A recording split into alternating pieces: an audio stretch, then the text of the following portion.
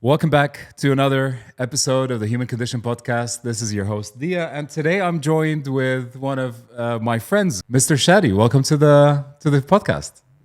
Glad to be here. Well, to start with, for everybody that's listening in, I'm going to do a bit of an introduction and maybe just reflect a little bit about the first time that we met. I think, the way that we got to meet each other is through Seva, and that's you're basically half of Seva, and we met over there. I can't remember how many years ago now.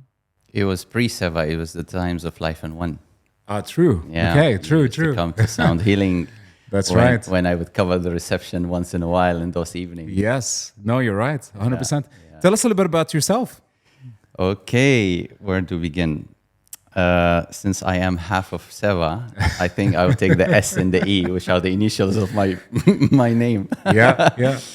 What do I tell about myself? It's very hard to define yourself. Carbon-based life form that has landed on this planet 41 years ago. As a matter of fact, last week was my birthday. So Happy I just birthday. turned 41. Thank you very much. And let's keep it in the context of Seva, since we have an incense watch here. In the context of time. So with Seva, I look after many pieces of the space.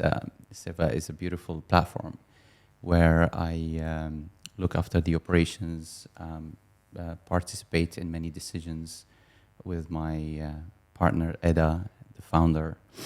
And I teach classes once in a while on weekly basis. I commit to one class as much as I can. And beyond that, what can I say about myself? I have many interests. Yeah. Some of them can be on podcasts, some of them can't. Sure. And we will keep it clean on this one. We'll keep it clean. I was born in the UAE, so that gave me an opportunity to explore cultures, because my parents are Syrians and they come from a different culture than the environment that is here.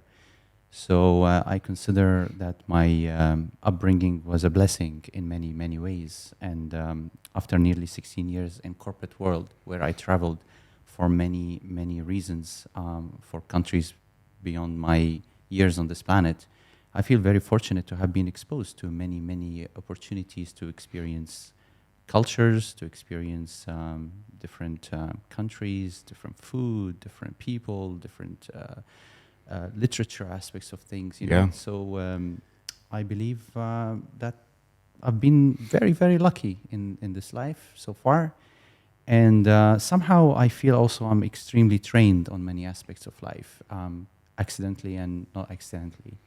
I started with martial art when I was young, and then extreme sports, where I had some injuries at some point from a bad skydive jump that made me land on the yoga mat, which made me eventually go to India to pursue this knowledge and then explore aspects of it. And of course, along the way, many pieces come together, and then you burst out of a bubble into a new bubble. And then you realize that you're nothing but a bubble, We are containers of memories and experiences. And it's just so humbling, The more you know that you don't know. I agree. I think, one of the things that perhaps allowed us to, one of the things among many, but allowed us to really connect is the clear evolution that I really felt when I got to know you. I think a lot of people get used to certain lifestyles and comfort zones, and they don't allow themselves to reinvent themselves. And there's a clear level of reinvention when it comes to your journey of life. You came from that corporate background, but then you allowed yourself to reinvent what Shadi stands for, and the life experience that you want to lead in this in this life. So keeping it within, let's say, the holistic space, since a lot of people are consumed or run or live their life from a very egoic mindset or place. What is the deal with the ego, in your opinion? I think we've kind of villainized the concept of the ego quite a bit, in a sense. And there's a duality in that, in that mindset. I feel like there's a duality with the ego itself. But why do you think a lot of people are, so adamant to have like an ego death experience, or they're fighting the ego, or like, no, we need to like demolish the ego? Where do you think that comes from? What's your opinion on that? I feel something or somebody gotta be blamed. Okay. Poor ego. Poor ego. Poor ego. It's not getting enough love. This is my take on it. I think we are lost in stories and literature and teachings about what the ego is, and some say kill it, some say place it in its place. Learn that this is the ego talking, not you talking. Who are you? What is the ego? Etc. Etc. I think we need to embrace it. We need to get it closer to us. We need to acknowledge it and love it. If it is if it's in the aspect of duality, if it is something dark or bad or whatever judgmental label we want to put at it, in this reality, everything is seeking light. Even in a way, you can't sprout a seed without burying it in the darkness. So in a way, the metaphor is abstract and in a way beyond the duality of our own perspective. So ego is what made us invent incredible inventions. This is what made us curious about what's behind the oceans. This is what made us achieve certain milestones, because it is a drive. Now, how do we ride this wave? Where do we put ourselves in relationship to ego as an element rather than a competition or a block or an obstacle? Is on us. After all, it's an experience. Experience is not right or wrong, good or bad. This life. So this is a very powerful instrument that we need to learn how to tame and play with. Yeah. And I think you mentioned just something here which I think is very important, which is it is taking ownership. It's taking ownership on, your actions firstly, and the whole like blaming the ego mindset, or blaming a thing outside of your power of decision making and crafting your own life is something that a lot of people might end up referring to, because it's an easy escape in a sense. I need to work on my ego, or I need to detach from it, or I need to go for like something that's going to give me an ego death experience, where in reality, I mean, of course, we see people living life in such an egoic way that they've just covered all aspects of reality, in the sense. And what I mean by that is seeking validation of people around you, making decision based on how other people are going to perceive you, and that even extends to maybe even the holistic space. You know what I mean? Like, and that's when I feel like the ego creeps in a little bit. But I feel taking true ownership of all decisions that you make, good or bad, and realizing that the life that you live today is completely based on your decisions, and you're the owner of the narrative that you're living. You're the director of your movie. You're the actor in your movie. You're the cinematographer. You're the writer. So take control of it. You know what I mean? And you can change the narrative as much as it is happening to you. You're the one writing it. It's getting too philosophical. Yeah, it is. Too soon. We need another instance sticks for that. There are multiple layers to this. You started by saying the ego is taking over, or is taking the lead, is making the decisions, right? But two schools here. Do we have a free will? Do we have ownership or not? And if we do, then everything is a choice. Now, how far are we aware of the choices we made? Even when it comes to conditioning and programming, at a certain point in life, we opened the door and allowed for this infiltration to come if the choice is fully on us, to allow for this programming to, coat us. We allow for this idea to be driving our decision-making process and so on. So at some point, we allowed that, right? Now, the other school is, based on a beautiful book said, it didn't start with you. Where are we in the relay game of generations? How much have we inherited from our parents, our grandparents, our gender, our nation? Many, many layers are here to tell us that we are not a standalone entity. The word individual means undivided. And we are everything but undivided. Yeah. So in the same way, we forget how many layers have started before us that are integral parts of who we are and what we are. And how we are in this fusion is also going to continue beyond us. So rather than focusing on ego and go on and on about whether we want it to our side, we want it against us, kill it, embrace it, water it, you name it, why not to start looking into the other aspects of life and start building anchors and tools that can guide us through life. One of the main ones is responsibility. So for me, I always, when I wake up in the morning, especially with what we do in Seva, I look in the mirror and I say, today is another day that I embrace with responsibility. Now, put this and place ego next to it. It's going to have a different color. You can dance with it, right? Yeah. Let it do what it does. Now, my responsibility is to look after my ego, look after my actions, not to give ego too much power, and learn how can I start play this game. Yeah. I think the level of conditioning, and I think that the amount of things that we inherit from more than just our parents, but even our society, our friends, the experiences that we live on a day-to-day basis. There's a very kind of like common, I guess, perspective that I bring up with my friends, and I say, like, if I've never met your parents, but if you put yourself and let's say a group of adults, which your parents were part of them, I can most probably potentially spot your parents because you've inherited that DNA from them. Interesting. But from the way that you look, it could be from the textures and stuff like this.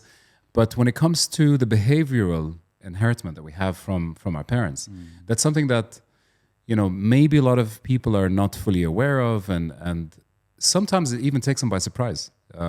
I've noticed a few times in my life journey where I kind of on a bit of a crossroad, and I realized I'm actually on the same crossroad that perhaps my father was on. Although I didn't really know him very well, but I probably knew a few stories about him. But in that moment, it truly felt like I've had a choice to make. Do I want to embrace the same cycles and decisions that perhaps my parents had, or do I break away from it and start something completely new? And that kind of resembles that self-awareness to a degree, because many people live life and they wonder why they're in a certain position or why things are unfolding the way they are, without truly having the self-awareness towards how much of it is your decision, and also of course there's free will and everyone's deciding for themselves, but how much of it is truly inherited from older generations that you need to kind of work through as well. It's an interesting perspective. I think that's something that I've been toying with a little bit in terms of the concept of working through energies and concepts that are inherited from your elders. Yeah. Two more schools Okay. to bring on board. Yeah. So when it comes to awareness, I believe the more intimate you are with yourself, the more universal you become. The more you understand and feel within yourself, the more the world makes sense to you. As above, so below, as within, so without. It's the basic principles of alchemy. And at the same time, like you were giving the example, that going through this junction or this pivotal point of your life made you reflect on your father, for example. Yeah. You may even, by recollecting a memory, realize that this experience, this first-hand experience of yours, made you understand him a little bit more for the first time. 100%. And these are things that are incredible, especially that the more you evolve in life, the more you understand things from the past, which makes me always wonder, how alive is the past? In the way that it is actually something that can continue to evolve and morph according to the present experience, and how that evolution can affect the experience journey that's happening today. So it's a very interesting fractal in a way. It's a very interesting movement here. Now, put all this aside, or take it all and build on basic principles like in Buddhism. There's a principle called the emptiness, that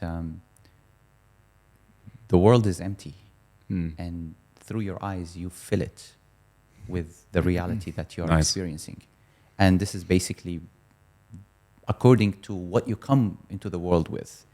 Like, I remember Geisha Michael Roche was in a beautiful TED Talk giving an example, holding a pen and telling everybody, what is this, to the crowd? And everybody said, it's a pen. And then he said, now let's bring a dog and toy it to the dog. Yeah. What is this? What is it's this going to be to a the dog? chewing Yeah. toy, right? Yeah. And then he's like, who's right? The dog Yeah. or you? And then he's like, let's take all the people out, keep the dog. What is this? Is it a pen anymore? No. Yeah. Yeah, it's a chewy. Exactly. So the point here is we shape the world through our own The stories experience. and narratives that we tell ourselves. Beyond that, the idea is that we are experiencing the world, right? Yeah. Individually. And then this individuality is based on some, the collective unconscious and the layers of, commonalities and divided opinions and so on. But as you experience the world, there are two aspects, which are the so-called karma, and then there is the dharma. And it's on you to bring you to the path of choice and how you can start morphing your karmic imprint. Again, I'm not going to go into what karma stands for. That's another story. But however you get it, the karmic imprint is what you come to the world with all the conditioning. It can be before your physical birth, or along the way until today.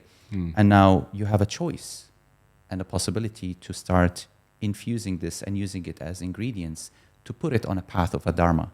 And that doesn't necessarily mean a dogmatic belief or whatever. It can be through dance, through expression, through art, through poetry, through building, charity work, building empires. That's your dharma. Yeah. And so that is the choice. So it's all about where are you in your own awareness in this environment, and how can you use these tools to enrich your life experience. to enrich it, to make a script. And to be more intimate with yourself. I think what you've mentioned at the beginning is vital, because a lot of us become detached in the day to day because we're too busy, or there's we're chasing goals and we're trying to prove things to other people, or maybe even prove things to ourselves. But in reality, and in the day to day, we really forget to operate from a place of compassion, from a place of intimacy. With our relationships in general. And these relationships start with ourselves. And I think if we're not, truly meeting ourselves every now and then, it becomes difficult to show up in the world in a very intimate way and in a very sort of honest and true way as well. Honest to yourself before anything else, And under the patina, under this skin, there is a layer where we are all in a common denominator. This is the space where philosophers from thousands of years ago operated. That's why when you read something from a Stoic philosophy or Plato or whoever, you feel like it's talking to you because that layer is timeless. Humanity. Exactly. Yeah. That's beyond any conditioning, beyond any era and so on. It speaks to something, your innermost self. So how can you tap into that and operate from there in day-to-day life? That's the art of day-to-day life. True. Whether we think it's true or not, but I feel like there's a narrative that's maybe gaining some momentum. Is that great awakening, right? That people are waking up to the old stories and old systems of the world. What do you think is contributing to that? Astrology. Okay. The stars. Let's disempower ourselves. Sure. I mean, because when I'm we are in a place right now where we're kind of conscious about the stories that are happening and the narratives taking shape in the world.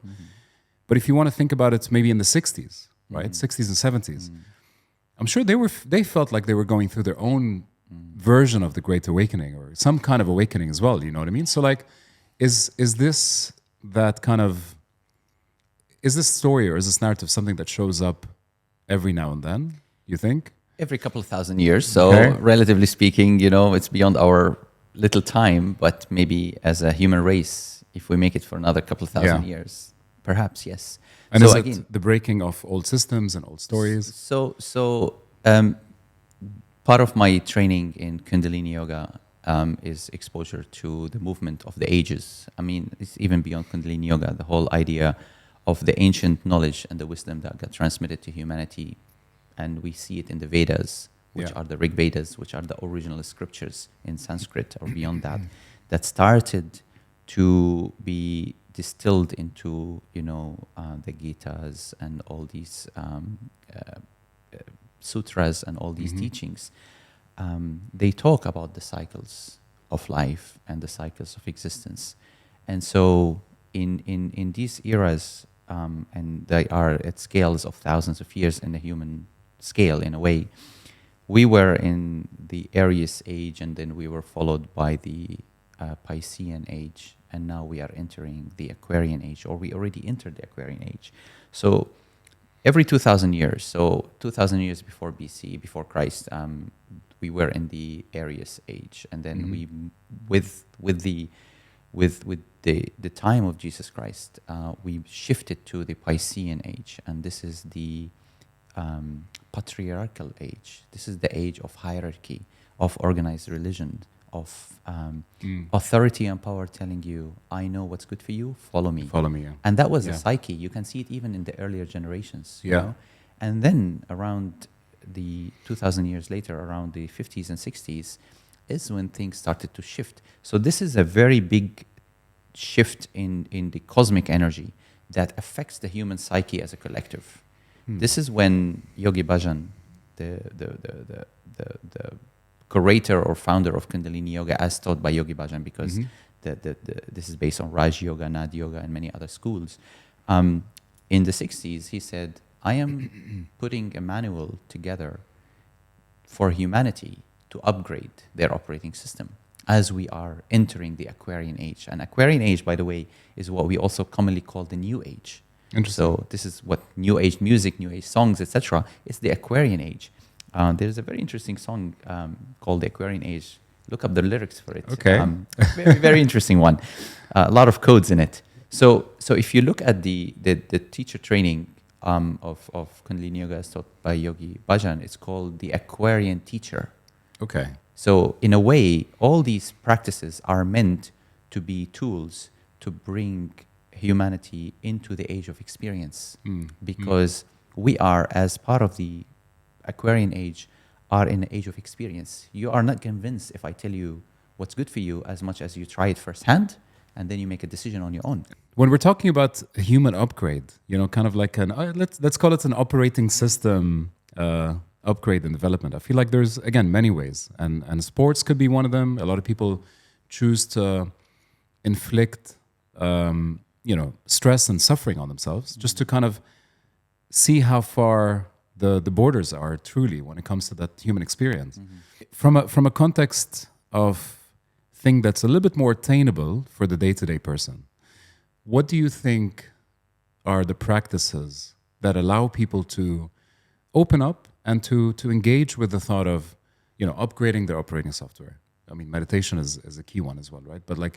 But even for the people that are not able to meditate, even if let's say that if we're asking people to meditate for 10 minutes a day, that's too much. What else do you think they could do to live a little bit more sort of an aware life day to day?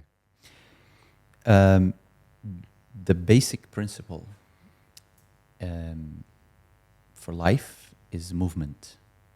And this is the foundation of what we do in Seva. We say this is a place that is founded on movement. Now, if you reflect on movement, is it good or bad? You can't tell. It's movement. Yeah. Does it take you anywhere? Not necessarily.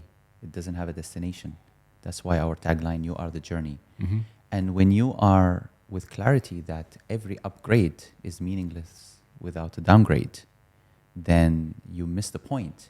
Because if you keep going in one direction, where's the reference? So the highs are only valuable in relative terms to the lows. Yeah. Because many schools are always bringing you to the middle path, but it's not about just staying on the middle path. If you go to an extreme, counter oppose it with another extreme. If you want to indulge and appreciate and embrace food, go into deep fasting, have the experience, because this is how we have a wider spectrum. The whole idea is not upgrading as much as widening the spectrum within which you are flexible. And this is where we say expand your comfort zone. Now that means also become more flexible in a wider field. So if today you don't feel like you can physically do your powerlifting set. Okay, take it easy. Be kind Yeah. to yourself. Yeah. Tomorrow is another day. We are very, very much in a constant change. Evolution. So the whole idea is to understand that the movement doesn't have a direction, and just like the heartbeat, it needs to keep going up and down for life to be sustained. We need to Yeah. simplify. And when you see the seasons, I feel like, the planet is kind of demonstrating that through the seasons. You see the summertime and then the winter and then, the colors and the variation of smells and of fruits that you get different seasons. It's kind of a resemblance of how, the moments of low in our human experience is just as valuable as the moments of high as well. Absolutely. One of my favorite lines from poetry ever are by Ehe Dogen. He is the founder of the Soto Zen from the 13th century. Wonderful guy, wonderful guy who established a wonderful school. And in one of the lines, he says, "Spring is within a plum twig, bearing the snow cold." And that basically is encompassing the full cycle of eternal movement. Spring is waiting within a plum twig, bearing the snow in winter. It's just waiting for its turn. Yeah, interesting. And the more you reflect on the layers within layers within layers, you realize that there are basic principles. We are following things like the golden ratio, and we say we figured out or discovered the math of God or the fractals or whatever. Let's use these tools, in a practical way, in a pragmatic way, and realize that there is nowhere to go. Simon Sinek speaks often about the infinite game. There's the goal of the game is to stay in the game. So how do you stay? By sustaining yourself, to realize that you are your relations, you are the space between you and others, and to realize that you have everything within you. So might as well enjoy the ride. Realizing that you've got everything within you is a big realization. A lot of people take time to get there as well. I feel like we seek validation from external sources when it comes to anything, even the concept of love, for example. And they say, if you don't have love within you, how could you give love to other people? Putting people back in their heart space and operating from there is so valuable to the way that we can elevate our human experience. Absolutely. We say we are emotional beings, but beyond that, we are electrical beings. Yeah. Let's go basic principles, So rather than starting to question, are my emotions in my mind or in my heart? These are powerful pumping machines. They have electricity. And these vibrations are what we translate into thoughts, into emotions, into anything that we express and experience the world around us with. So when we realize that no matter what, we have a very, very powerful mind. And this mind has capacity to, create things beyond imagination. I think we're coming to a close. Looks like it. Soon. Looks like it. But but just to reflect a little bit on the power of the mind you mentioned, which got me thinking a little bit about how everything starts with an intention and the power of intention, right? So when you approach, whether it's an experience or a new venture in your life, if you've got a strong intention towards what the output should be like, and then that manifests itself in a way that creates a momentum of energy that then allows for that outcome to really come through and happen. In your experience, and especially with Seva, how do you see the power of intention? It's a very agreed upon powerful tool. At the end of the day, the intention is nothing but a tool for your mind to have as a lighthouse, as an anchor, a reminder in a way. And when you are growing towards your intentions manifestation, chances are you may have different influences that either can take you off track or may say, oh, my intention has changed, or may sharpen and polish your intention even more and more. Because as you increase your experience and enrich it, you realize that even how you form your intention becomes more precise, or maybe it becomes more abstract or more beautiful, My own experience has been that playing in that space of ceremonies is a wonderful, wonderful opportunity to learn how to pray. Interesting. Prayer is, according to our dictionary, can come either from the traditional religions, or it can be just a mean of expression that we basically interpreted from indigenous cultures, that we basically couldn't find different ways to translate what they do into anything close to our cultures, but prayers. Yeah.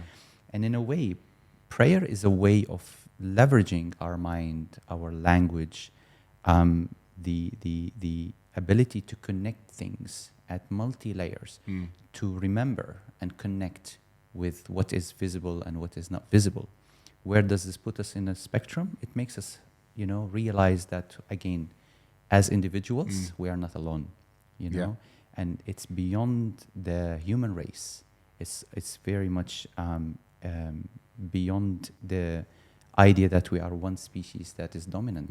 We are part of Mother Nature. Yeah. And when we realize where we are, part of the ecosystem. Exactly. Yeah. That is where, when we start to wake up to the possibilities that we have in our hand.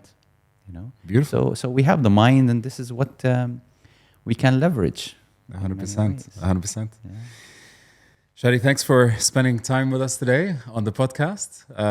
It's been a beautiful conversation, and I know we'll have many more in the future as well. And I just want to thank you for your presence and for the beautiful insights. And I hope I'm sure the listeners have had some time to reflect and hopefully, take action in their life. Aho. Aho.